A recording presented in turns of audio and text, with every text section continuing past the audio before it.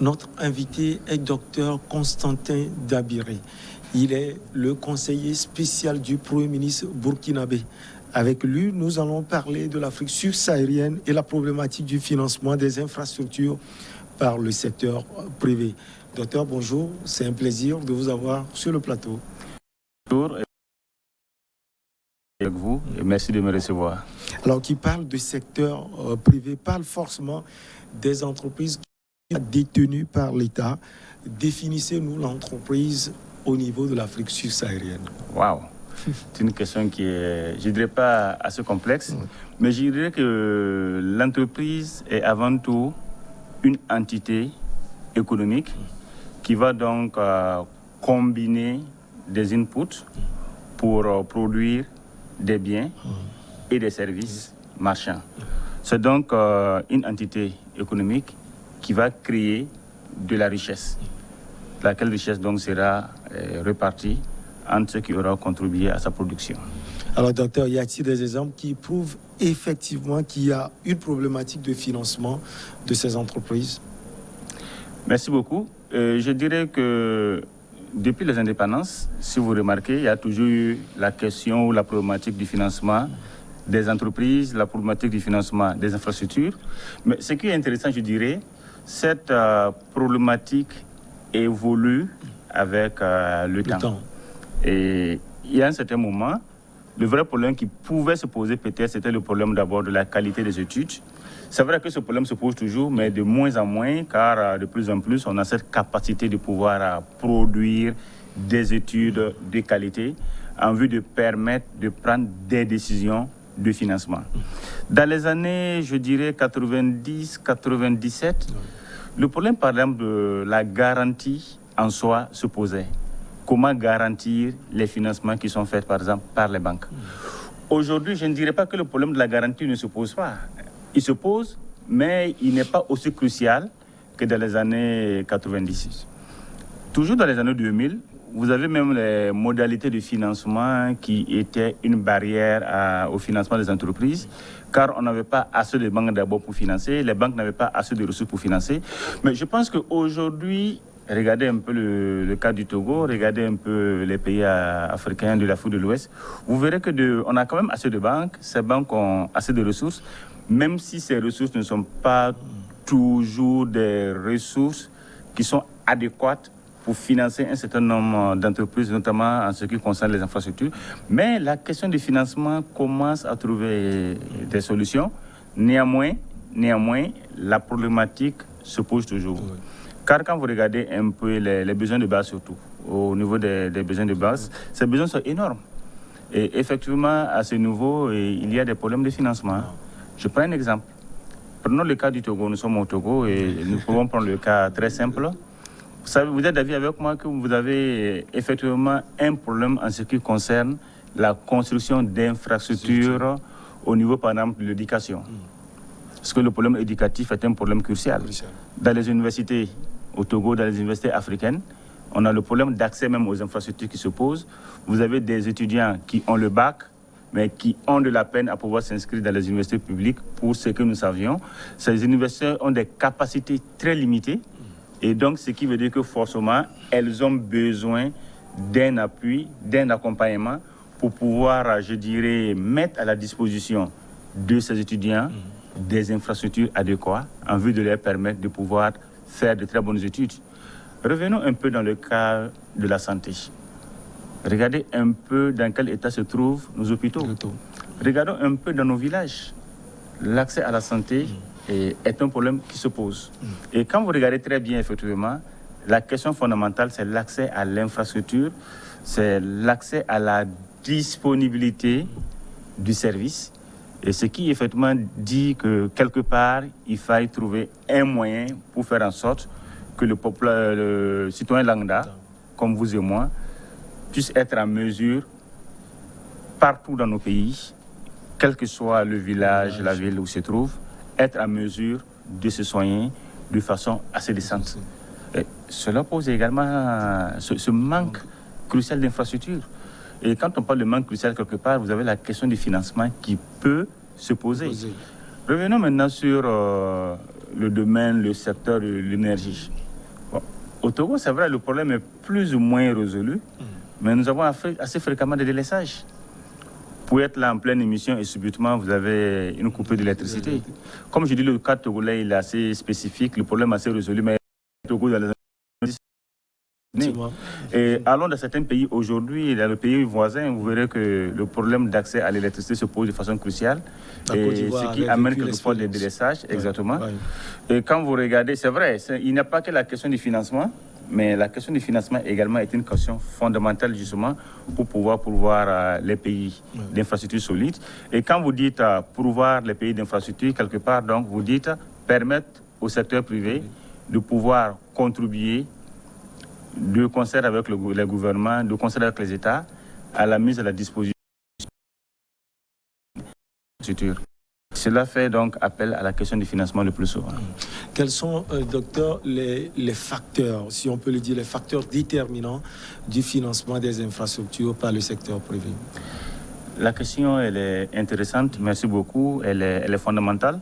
Et je dirais que beaucoup d'études à travers le monde ont été faites, notamment grâce à qui est un site très intéressant sur lequel vous avez un certain nombre d'études, vous avez des statistiques sur le financement des infrastructures un peu dans les pays en voie de développement et également dans les pays africains. Et quand on prend le cas de l'Afrique subsaharienne, effectivement, on a un certain nombre de facteurs qui pourraient justifier, je dirais, l'appétence, l'envie du secteur privé à venir dans ces pays, dans les pays pour donc financer des infrastructures. Parmi ces facteurs, on a le premier facteur, je pense, être le cadre réglementaire juridique par les partenaires, notamment ceux qui sont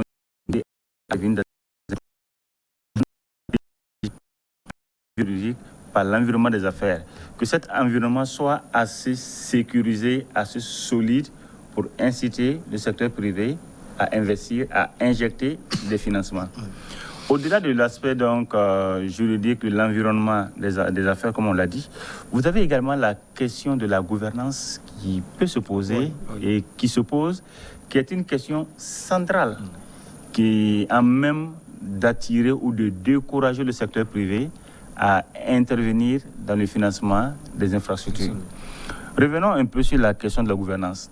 Lorsque vous demandez à un investisseur, surtout un investisseur d'une certaine taille, de compétir à travers un appel d'offres pour participer à la réalisation d'une infrastructure, supposons par exemple une infrastructure de type PPP qu'il va devoir financer, construire et exploiter, mais à partir du moment où il se dira que la compétition n'est pas saine, il ne viendra pas. Et ce faisant, on peut ainsi ne pas bénéficier d'une opportunité. Est-ce que vous voyez? Et ça, c'est des éléments très importants. Et vous avez notamment des investisseurs de référence qui regardent ces critères de gouvernance avant de venir intervenir dans certains pays. Mais il est vrai, c'est vrai, que certaines études ont montré que vous avez des investisseurs qui viennent dans certains pays parce que la gouvernance n'y est pas, qui aiment intervenir dans un environnement où la gouvernance fait défaut. Mais c'est des cas rares. C'est des cas rares. Généralement, un investisseur qui vient, notamment un privé qui vient, il souhaite travailler dans un climat assez sain, dans un climat de bonne gouvernance. Et je pense que la gouvernance est un élément primordial qui contribue à attirer le secteur privé. Vous avez parmi également les facteurs, les déterminants, la taille de la population, qui est un facteur assez important. Et notamment, prenez des pays comme le Nigeria. Vous voyez, vous avez le Nigeria et l'Afrique du Sud. Ce sont des pays qui ont de grandes populations, mais au même moment, quand vous regardez également, le pouvoir d'achat est très élevé. Et vous verrez qu'au Nigeria, vous avez de très grandes entreprises. En Afrique du Sud, vous verrez de très grandes entreprises. Pourquoi? Parce que le marché existe, de par le fait de la taille de la population. Mais au-delà de cette taille, vous avez également le pouvoir d'achat qui est un élément assez déterminant pour permettre au secteur privé d'intervenir. Donc, la taille de la population, et la taille de l'économie, le pouvoir d'achat, le niveau de richesse d'un pays sont des éléments également qui peuvent attirer le secteur privé. Mais vous êtes du secteur privé.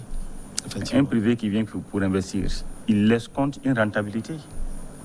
Mais qu'est-ce qui peut lui permettre de dire qu'il pourra rentabiliser son affaire? C'est le pouvoir d'achat, l'existence des marchés. la gestion d'un certain nombre de conditions favorables à ces investissements. Toujours parmi les critères, je dirais un peu, vous avez la stabilité macroéconomique, qui est également un facteur très important.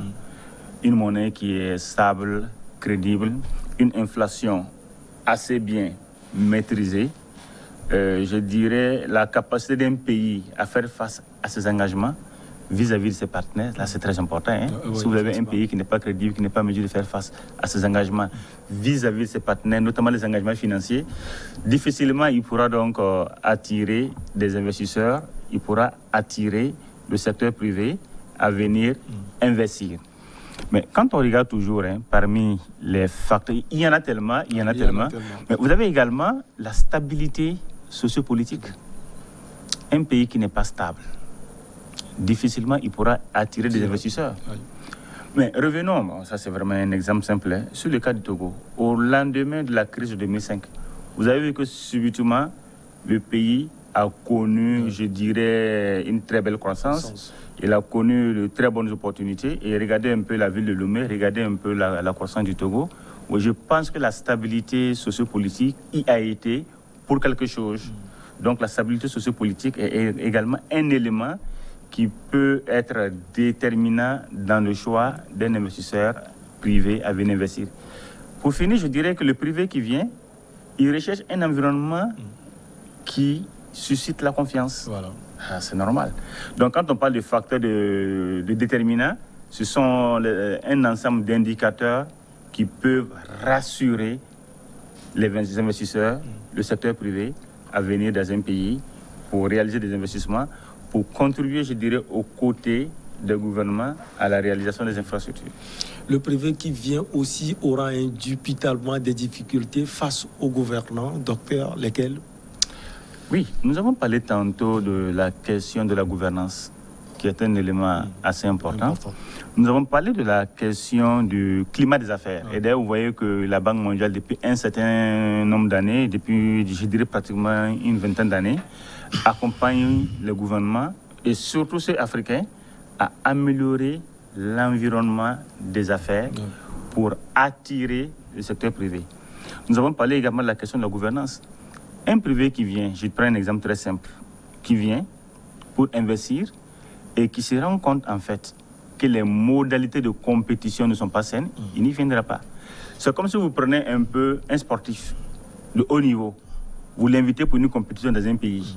À partir du moment où il se dit que la compétition ne sera pas, elle sera donc émaillée de situations difficiles, elle sera émaillée de tricheries, difficilement il viendra compétir. C'est un élément assez important. Donc, ce qu'il est demandé le plus souvent au secteur public, c'est de mettre en place l'ensemble des conditions, que ce soit réglementaires, que ce soit des conditions juridiques, mais également des conditions dans le domaine de la gouvernance qui puissent apaiser toutes les parties prenantes, qui puissent susciter l'envie d'un investisseur potentiel à venir y investir. Cette question de la gouvernance, cette question de l'environnement des affaires, des aspects juridiques, est un élément assez important. Je prends un exemple. Vous êtes un investisseur togolais, vous allez, je prends un exemple, je dis bien, au Bénin, vous investissez, vous mettez, disons, 200, 300, 500 millions, 1 milliard. 2 ans après, on vous appelle pour dire quitter le Bénin. Ça pose un problème.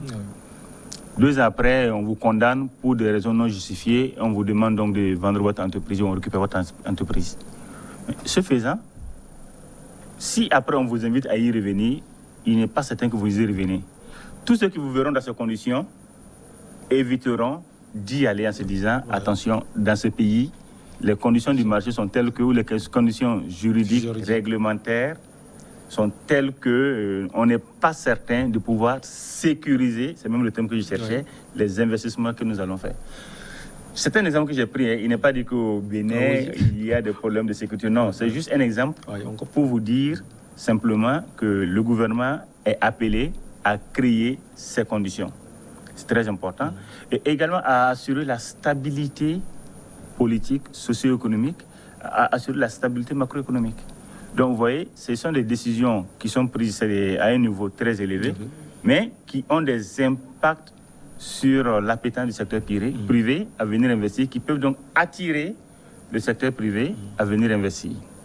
Alors, docteur, quelquefois, on sent que le refus de financement du secteur privé et donc de l'économie nationale amène aussi les gouvernements, ou bien les gouvernants, à aller contracter des dettes pour le développement de leurs pays respectifs.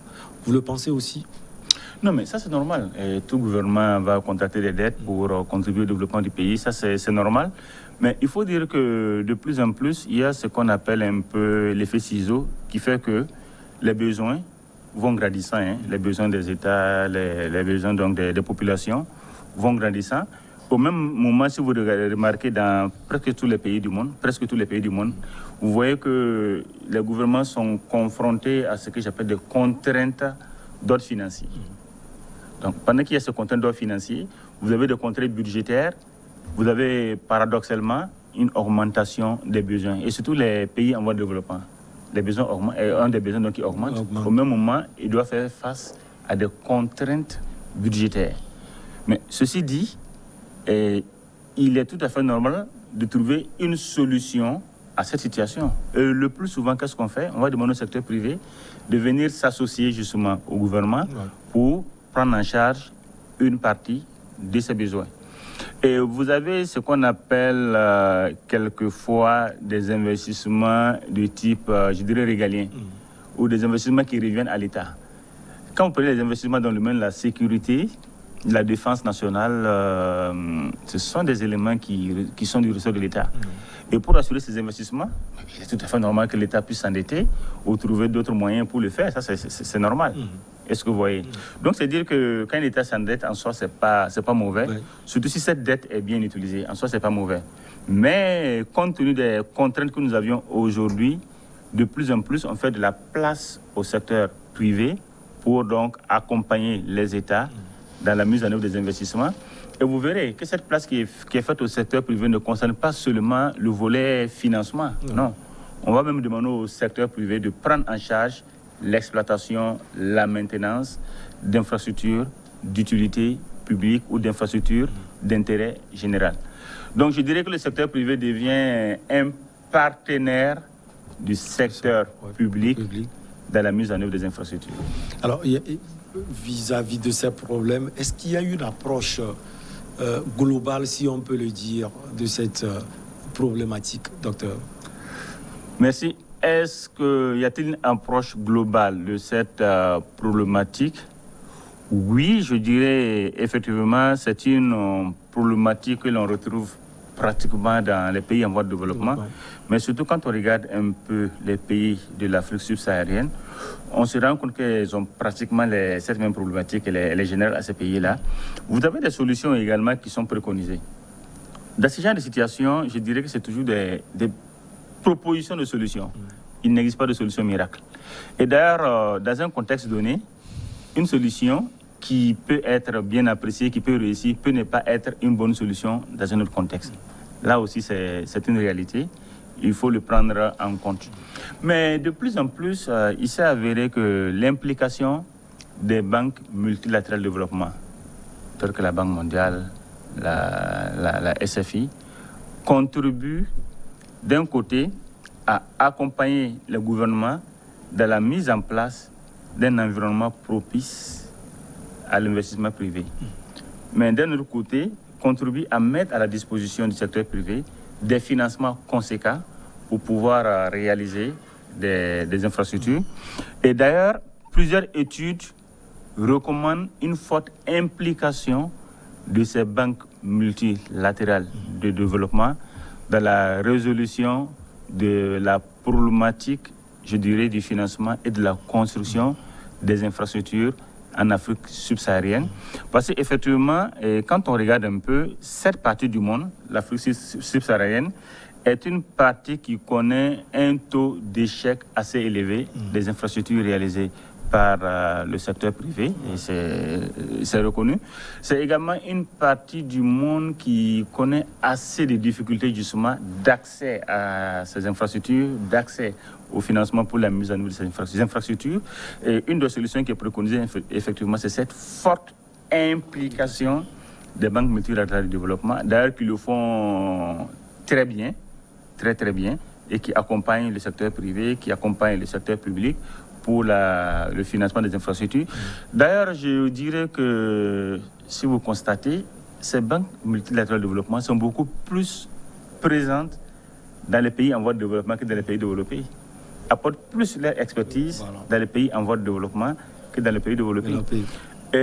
Outre cela, et je dirais également parmi les solutions qui sont préconisées, vous avez l'intervention des fonds d'investissement. Parce qu'il s'est avéré que ces fonds d'investissement, certes, contribuent au financement des infrastructures, mais il s'est avéré que ces fonds doivent contribuer davantage. Oui. Et pour ce faire également, vous avez un certain nombre de propositions qui sont faites en vue de permettre à ces fonds de s'impliquer davantage dans le financement, dans la mise en œuvre des infrastructures. Vous avez parlé de financement des banques multilatérales dans le financement du secteur privé tout à l'heure. Est-ce qu'il y aura, docteur, de suivi de la part de ces banques, bien sûr? L'un des éléments assez intéressants sur la problématique du financement des infrastructures, justement, c'est le suivi-évaluation, c'est-à-dire le suivi durant tout le processus de mise en œuvre des infrastructures, mais également le suivi ex post en vue de tirer des leçons, des retours d'expérience. Et dans ce domaine, dans ce secteur, la notion de retour d'expérience est très importante. D'ailleurs, je vous ai parlé tantôt des déterminants, des facteurs clés de succès, de réussite donc, du financement et de la construction d'infrastructures en Afrique. Et je vous ai donné un certain nombre d'éléments par rapport à ces déterminants. Mais ce sont les retours d'expérience qui ont permis justement de pouvoir identifier ces facteurs clés. Et de plus en plus, cette année, nous sommes en 2021, en 2020 également, en 2019, j'ai vu pas mal d'études, de recommandations, de bailleurs de fonds, de professeurs d'université, de chercheurs, même de politiques, sur justement la nécessité de mettre un accent très fort sur les retours d'expérience. La nécessité surtout de mettre assez fréquemment sur la même table toutes les parties prenantes, que ce soit le secteur privé, que ce soit le secteur public, que ce soit les bénéficiaires et également les banques qui financent, pour s'asseoir, tirer les leçons et voir comment améliorer la mise en œuvre de ces infrastructures. Donc, c'est-à-dire, effectivement, je suis d'accord avec vous qu'il faut mettre un accent sur cet élément, même si, de par le passé, ce suivi n'était pas fait, il faut le reconnaître, ou n'était pas assez fait. Actuellement, il est fait, mais je pense qu'il faut encore l'améliorer. En quelques minutes, vous pouvez revenir sur l'intervention des fonds de financement. C'est vrai que vous avez fonds d'investissement, des fonds d'investissement. Vous avez parlé de ça. Est-ce qu'on peut avoir plus de profondeur sur cela? Ok, merci. Vous savez, en fait, la question d'infrastructure est une question très complexe, notamment en termes de financement. Les banques commerciales que vous avez, que nous connaissons généralement, n'ont pas des instruments adéquats, appropriés pour le financement des infrastructures. Pourquoi? Parce que quand vous voulez financer une infrastructure, notamment une infrastructure fortement capitalistique, vous êtes obligé de mobiliser des ressources très importantes sur du long terme, quelquefois du très long terme, 10, 15, 20 ans, s'il le faut. Et la majorité des ressources de nos banques commerciales ne permettent pas forcément de pouvoir financer de telles infrastructures. Oui. Ensuite, la question des infrastructures, quand je dis le complexe, elle nécessite une expertise très pointue. Et là, je dirais que quand vous prenez les banques de développement, elles ont cette expertise-là, elles ont cette capacité de pouvoir étudier de façon minutieuse et en profondeur ces infrastructures et de proposer des schémas de financement adéquats. Cette question donc de schéma de financement adéquat, elle est importante. Et pour des infrastructures très complexes, effectivement, ce qui est conseillé le plus souvent comme ressources, ce sont les ressources des banques de développement, mais surtout les ressources de ce qu'on appelle les fonds souverains, les fonds pour les générations futures, des fonds qui ont des ressources sécurisées de très longue maturité, dédiées à des générations futures. Et ces ressources-là, il faut les rentabiliser. Effectivement, pour les rentabiliser, il est conseillé de les utiliser justement pour financer des infrastructures, notamment des infrastructures de base. Mais bien sûr, des infrastructures qui vont générer à terme de la rentabilité.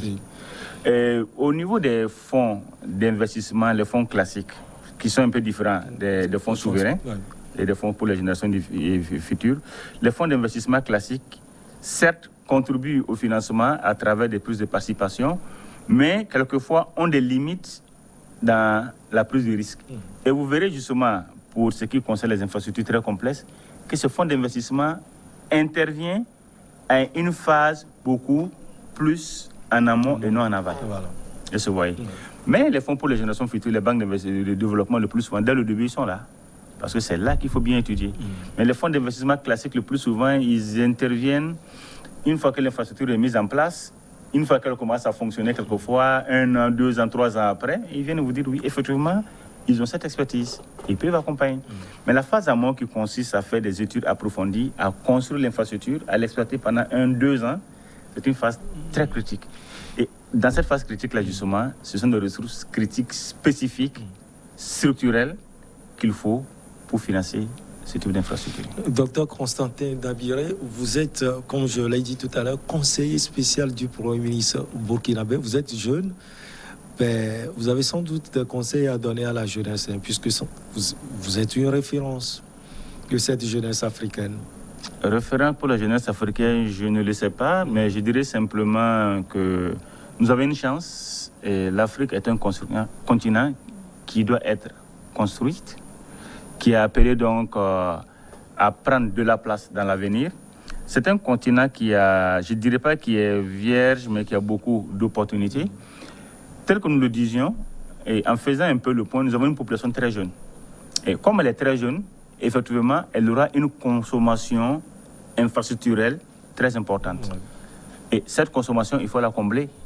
Et comment le faire? Il faut construire des infrastructures. C'est dire donc que nous sommes sur un terrain qui est appelé à croître dans l'avenir. Et sur ce faire, nous avons de la marge en Afrique, nous avons de la place.